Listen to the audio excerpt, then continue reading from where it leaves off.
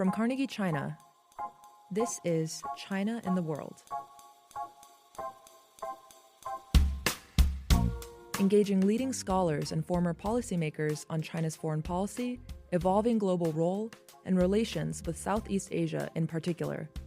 Brought to you by the East Asia-based Center of the Carnegie Endowment for International Peace.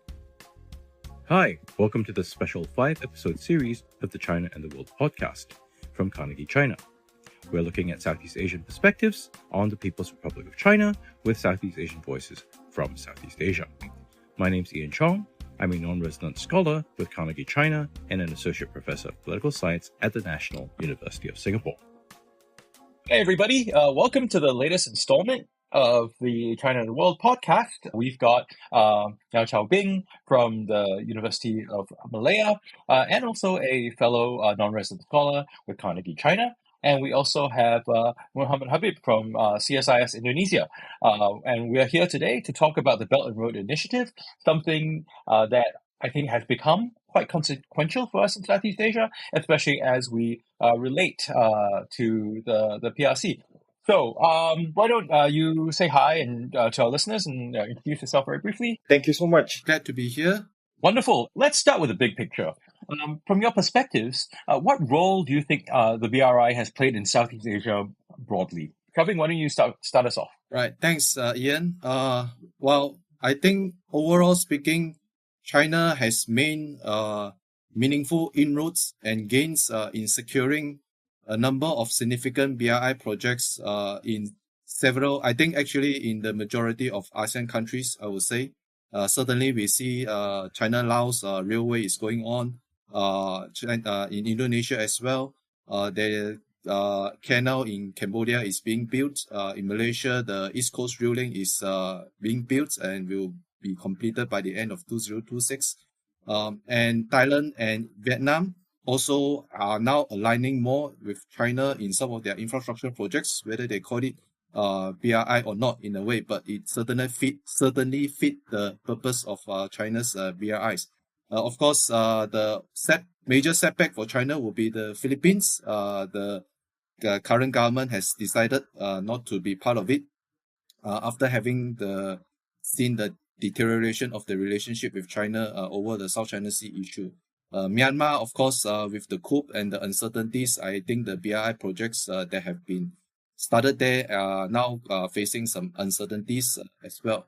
But otherwise, I think China has certainly grasped quite a number of significant projects and making certain impacts. Great. Habib, how about you? What are your thoughts? Sure. I think like China's BRI has been a positive force for regional development, and especially in Indonesia somehow. We have alternatives now, not only like depending on, for example, one middle power. Usually we only rely on Japan in terms of infrastructure project, but now we also have China like to provide an alternative in terms of infrastructure. At the same time, I think when we look at how China engaged with the region or in the region somehow, we understand that China walks the talk or put money where the mouth is. When China says that Southeast Asia is important, then through BRI, I think we see Southeast Asia has become the largest beneficiary of this initiative. For Indonesia, has been a positive force in terms of our industries, like midstream industries, like critical mineral processing, regardless of the controversies. I think I have to acknowledge that there is a positive contribution from China's side, especially like through the BRI. And at the same time, when we talk about, like, for example, the Jakarta-Bandung high-speed train, at least Indonesians can enjoy, the cutting-edge train technology, the high-speed train technology. So yeah, I think I'm going to stop right there. Okay, sure. So, I mean, the other thing that comes up, right, is how the BRI might affect intra-regional relations in Southeast Asia.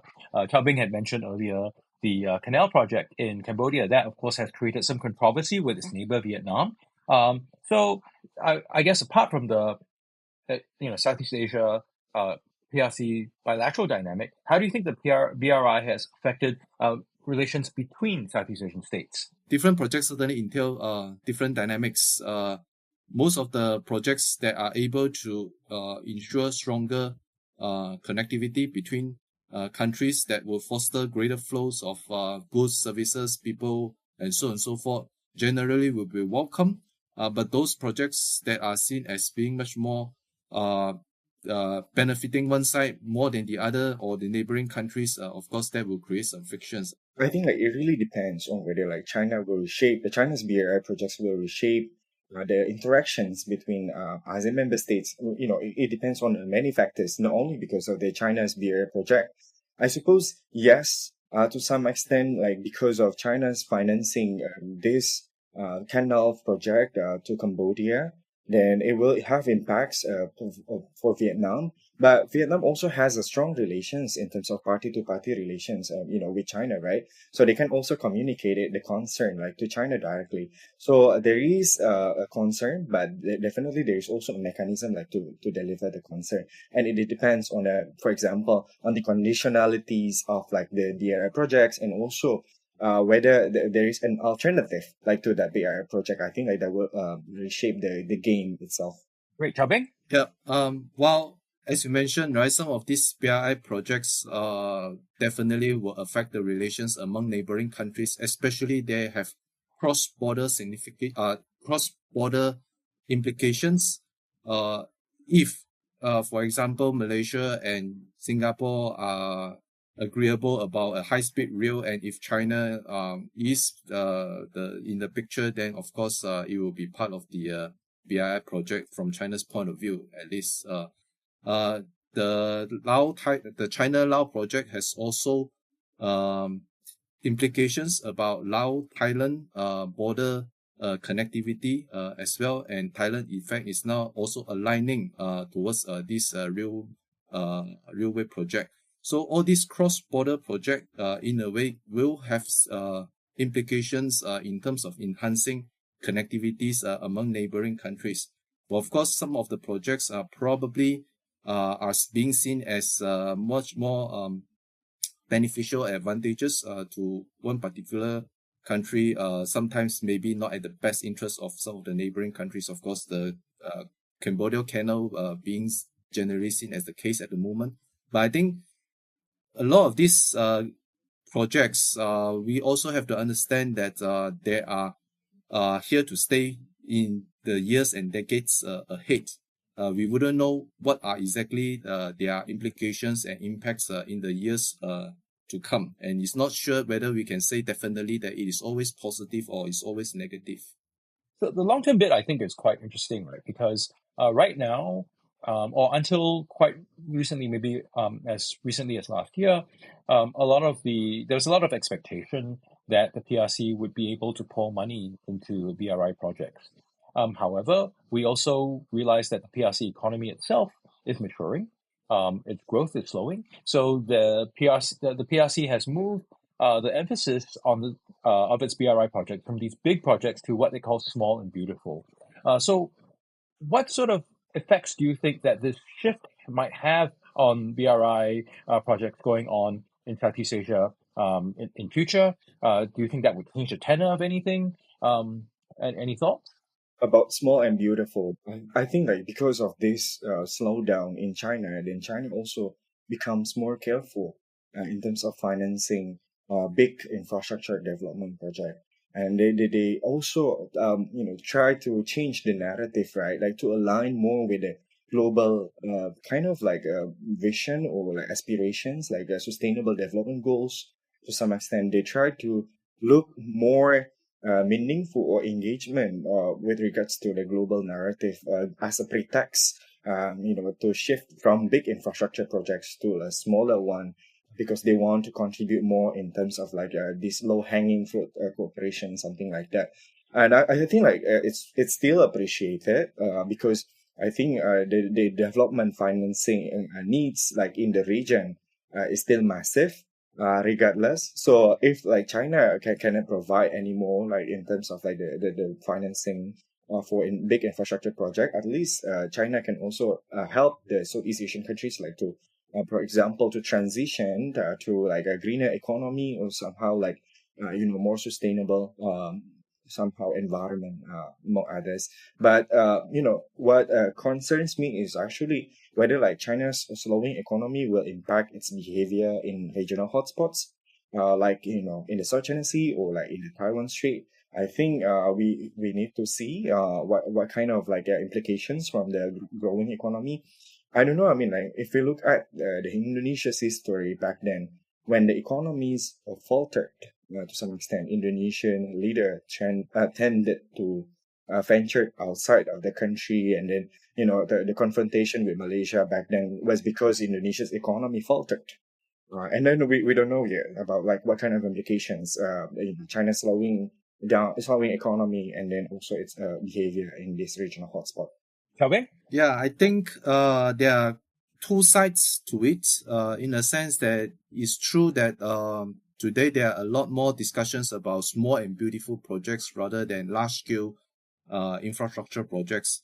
In a way, it is understandable how many big-ticket infrastructure projects the smaller countries can shoulder, right? These all require intensive financing, resources, mobilization of capital and labor and technology and everything. So it is a big project that these countries basically they can do maybe in the stretch of 5 years or 10 years for one or two big projects. So if all these big projects are still, for example, in the case of Malaysia, they're still actually being completed. It's not yet actually operational. So it is quite natural not to expect another big ticket project anytime soon. So right now the focus naturally will therefore shift to smaller projects. Yeah. So I think that in a way it makes sense. It's not just China, and it's also sometimes the partnering BRI countries, they don't have the appetite for another big ticket projects as well.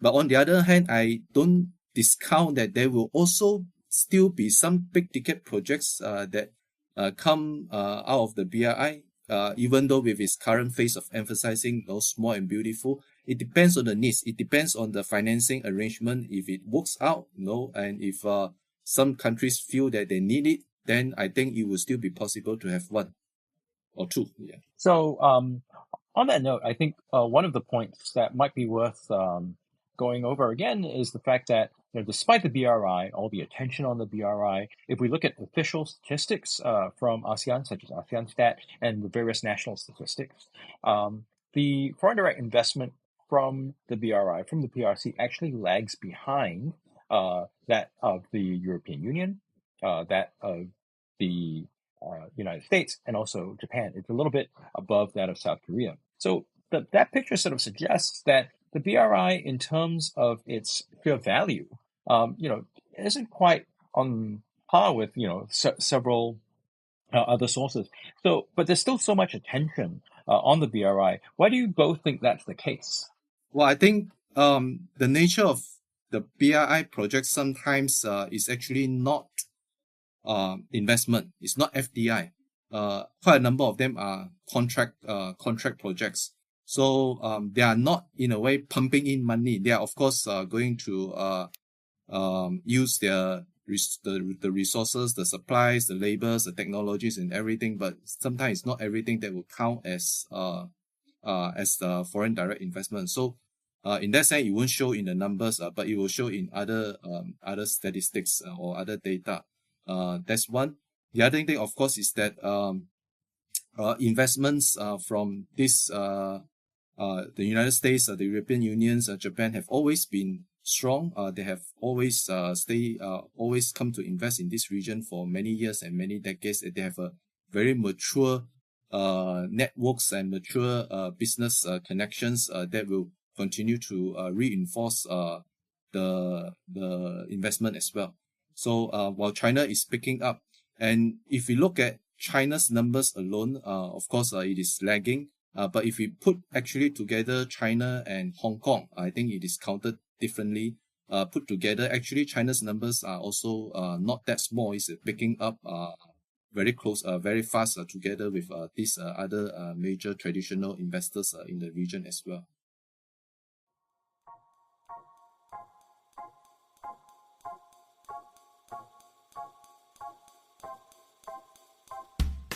Want more on China's economic trajectory? China's Reform Imperative examines China's economic reforms and their impacts on the global economy. Curated by Carnegie China Senior Fellow Michael Pettis, China's Reform Imperative will focus on China's reform progress and on the challenges and opportunities Beijing faces along the way. Go to carnegieendowment.org/China-reform-imperative for more information.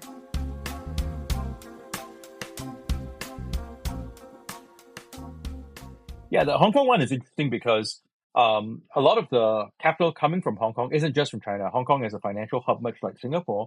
It sucks up capital from all over the world and then reinvests it. So how that's counted, that I think that makes things a little bit more complicated. But sure, I certainly take your point, Habib. Yeah, I think like it may not be the biggest investor, but that's the easiest one like to get. I think like for so many ASEAN countries, we understand like Chinese investment to some extent like have three characteristics, I would say, at least like from the Indonesian perspective. One, they do not impose any upfront conditionalities when they want to invest. For example, I think like compared to the Western investment, there are like these ESG requirements, right? But China doesn't impose upfront conditionalities. They just give the money, invest in it. Although like it's not as the biggest investor, and even like that statement is actually debatable. I think like Chow Bing already mentioned about the number is divided, and also like it's smaller if we divide China and Hong Kong. But if we combine the two together, and especially like in the Indonesian case, we still have like Singapore as the largest investor, but we don't know like where the money comes from. Is it from China, or is it from the other countries, or is it like from Singapore? So basically, like we still do not have a rigid or concrete data about like the investor itself. But second point, our second characteristic of the Chinese investment is they are willing to do joint venture, and not all countries, like especially the advanced economies, want to work with this model. But Indonesia definitely sometimes requires this joint venture with Indonesian companies. But Chinese companies, either through BRI or not BRI related, I think that they are willing to joint venture with Indonesian companies regardless of the shares. And then the third characteristics, somehow they succeed in claiming themselves for transferring the technology. With regards to, for example, the critical mineral processing, they indeed build a vocational school and also provide scholarship for Indonesian students who wants to study about engineering or metals, like in Tsinghua University, for example. Recently, Indonesia, I think, was promised like for that scholarship. And then other than that, like the Jakarta Bandung high speed train project also somehow in Indonesia enjoys the benefit of the training and also like the ground tunnel construction technology. Although we still do not get this, manufacturing ability to manufacture high-speed train, we still do not get it. But the ground construction, as well as the training and the fellowship with the KCIC or the Jakarta Bandung high-speed train, I think that we still get it. So those three characteristics, like the not upfront conditionalities, also willing to join venture, and the third one is the transfer of technology, limited transfer of technology, I would say. Great. So, I mean, the Singapore one, I think it's quite reflective of ASEAN in general. So I think most of Singapore's investment coming in is EU, U.S, Japan, which are then re-export. So just in case folks are interested in that. I guess the lack of upfront conditionality is something that I suppose is worth some exploration, because we also know that the BRI investments themselves have sometimes been mired in local controversy, right? There are issues of labor treatment, how much of the skill transfers are actually happening, and also in Indonesia's case, quite recently, the environmental effects, right? So these, of course, once the contracts get locked in, sometimes the conditioning comes back on the back end. What are your thoughts on that? So I went to the Morowali Industrial Park back then, I think like earlier this year, and I witnessed by myself about this environmental impact to the people living or residing like near the Morowali Industrial Park. We also went to one lake. It's actually quite close to the center of the industrial park. It's around like 10 kilometers. The water is so much polluted, and you can tell from the color of the water is close to red. That means, somehow like being contaminated by chemical elements to some extent. And then after coming back from that, field visit, I suffered, respiratory disease like for a week because like the air is so much polluted, like in the Morowali Industrial Park. And I sympathize towards the workers and also like the people residing in the in the Morowali Industrial Park. They are not well equipped with regards to the environmental consequences. The local government I spoke with also like still doesn't have somehow like a long-term plan or long-term vision, after nickel and what goes beyond nickel. And then, I mean, like natural resources by any means will somehow exhaust, right? Given the technological development by any means. But, the Indonesian people, like especially like in Morowali, we still do not have any long-term plan about, what will be done after that. But with regards to that, actually Indonesia is considering, I will not say that, Indonesia directly accept the offer, but recently the United States encourages Indonesia to participate in the U.S. Mineral Security Partnership that adopts higher ESG standards for this critical mineral sector. And I think Indonesia is now looking at the cost and benefit from joining it. But Indonesia tries to comfort China that, by joining the Mineral Security Partnership Initiative, it doesn't mean that Indonesia joins the U.S. endeavor to contain China. That should not be interpreted like that. But definitely by joining that, we can also protect Chinese workers working in the Morowali Industrial Park, because what happened in late December 2023, and also like 1 year earlier, there was an incident which a tonnage, explosion of the tonnage. So by any means, if Indonesia adopts higher ESG standards, then also protecting like Chinese workers working in the company. But definitely about in the influx of Chinese workers, is being a concern for many Indonesians, because sometimes like they are bringing low skilled laborers and competing with the Indonesian laborers who also work on the same field. Right. Chow Bing, what are your thoughts? Yeah, I think the issues here sometimes is actually more from the hosting country. Well, first of all, BRI is not a standard approach. It is defined in a very flexible way. It is manifested in different projects, and it is up to how the host governments want to impose standards of the projects, and then let the Chinese counterparts or the partners to comply with these standards. And it is up to the local government to enforce, to monitor and to ensure the compliance from the Chinese BRI counterparts. So there are definitely cases where environmental issues are not being prioritized, are not being respected. So Chinese companies, of course, have to bear responsibility, but sometimes it's also in the case of the hosting government wanting the Chinese government not to respect those, because they want expediency, they want no efficiency, they want just to generate incomes and things like that.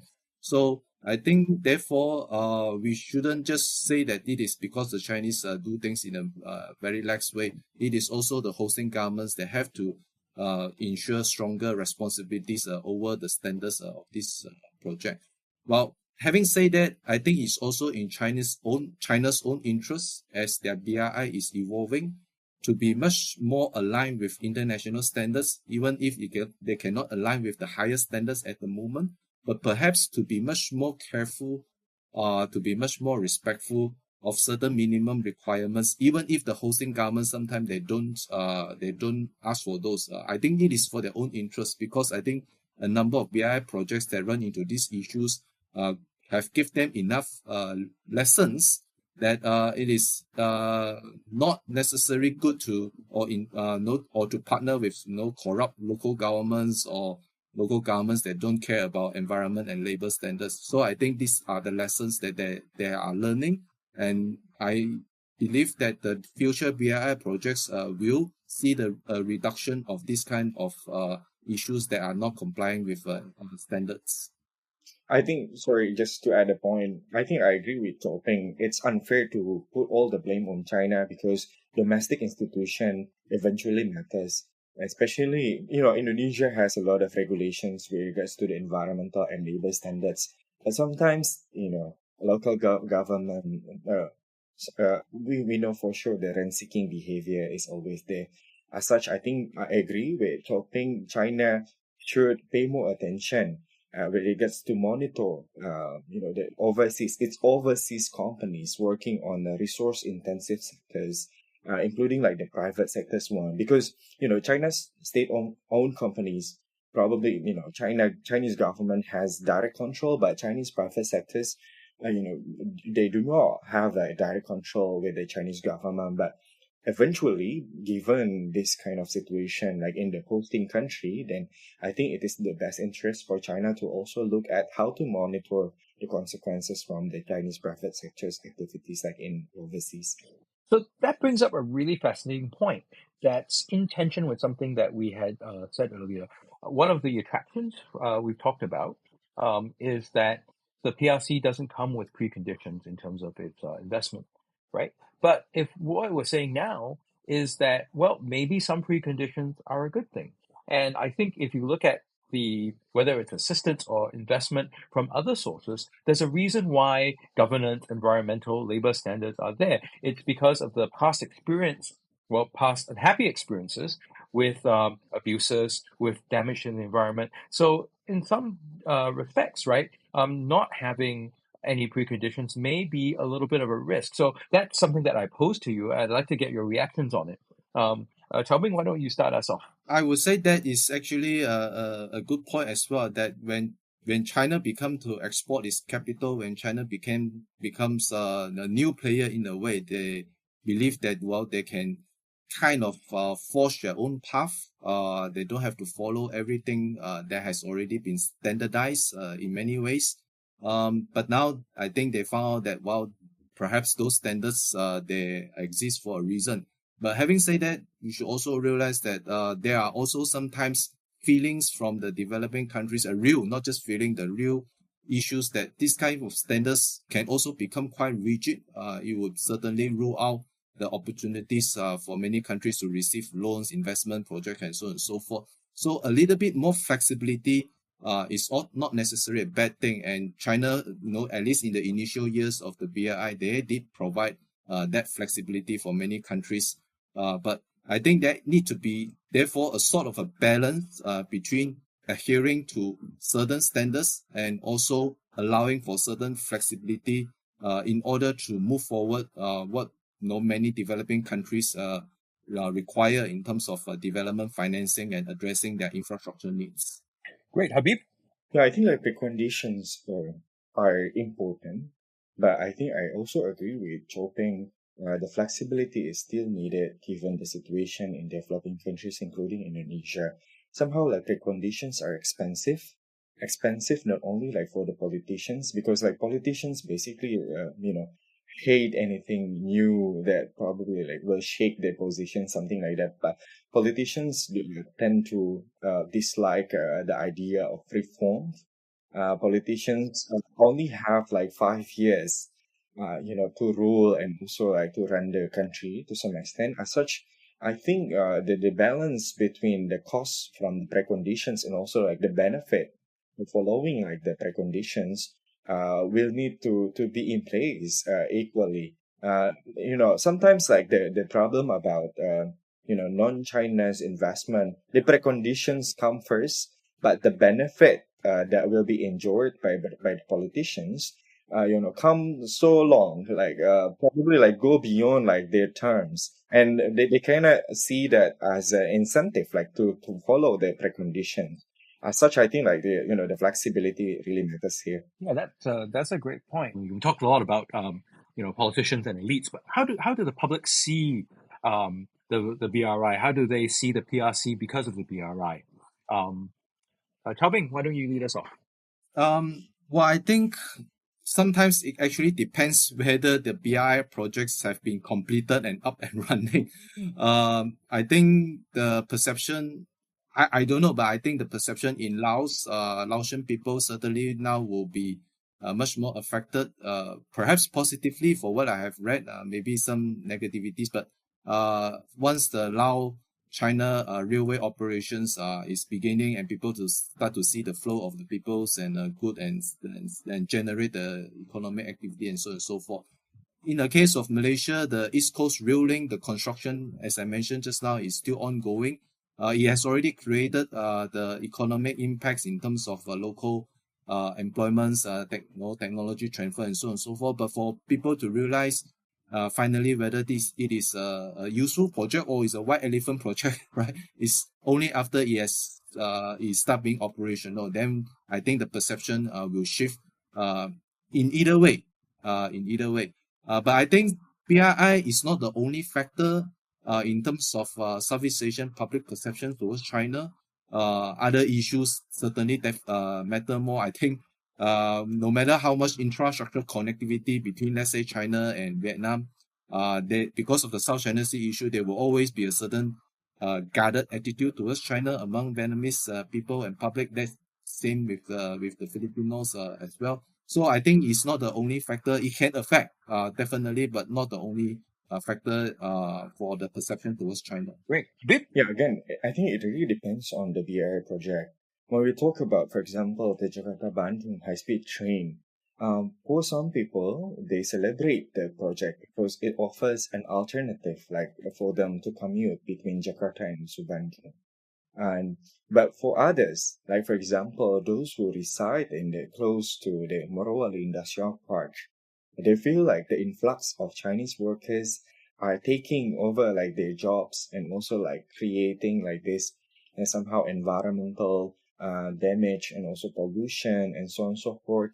So the perception is close to negative, like outside of the town. But in Jakarta, it's relatively like, much more positive given like the presence of this Jakarta-Bandung high-speed train.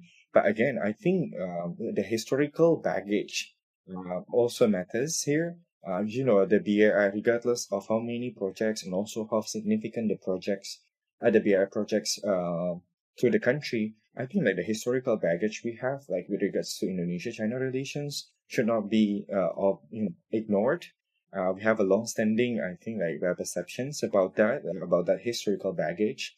Other than that, I think I agree with Chow Bing about the flashpoints, like in the South China Sea. But also on the other hand, we see also China's global positive contribution, like the way it negotiates, different factions in Palestine, also a crisis, and also between at least China also tries to mediate between Russia and Ukraine, and also like Iran and Saudi Arabia. So I think like there are a lot of factors, that shape one country's perception towards China. So, for listeners who might not know, can you just talk a little bit, introduce the historical baggage that the PRC has in Indonesia? It's important, but I think many listeners might not be aware of it. Sure. I think like Indonesia has a long-standing history with regards to a fight against communism. In 1950s, 1960s, there was a perception like among public about China supported that like the coup and also like the communist and a movement like in the country. As such, I think like we still remember that Indonesia and China just resumed the diplomatic relations in 1990s after everything like what happened in the past about this communist movement and also like the misperception about that. Great. So, I guess we're drawing things to a close. And any final thoughts, Chow Bing? Well, I would say that despite the BRI is now almost a 10-year, I think 11-year anniversary. It was launched back in late 2013. Even if it is a 10 or 11-year anniversary, I still have the feeling that it is too early to give it a definite judgment, actually. It seemed to be a very flexible, expensive, a very agile in a way project. It is defined in whatever ways that the leadership want to define it, but still retain certain core elements. And then it is now making inroads even to Latin American countries while facing setbacks in others. And it can be quite dynamic, and it doesn't have to retain the name of BRI, but sometimes you see the things that actually fulfill BRI's ideas continue to go on. So I would say that while it continue to be a project that needs constant observations and monitoring and understanding, but not necessarily a definite judgment at this moment. It is neither this or that, I think. Yeah, I mean, that's an interesting and important point, right? A lot of these infrastructure projects, for them to really be felt, their effects to be really felt, right, they take decades. So that's something that we certainly should be aware of. Habib, any final thoughts? I don't know, like it or not, I think we should thank China because of the BRI project.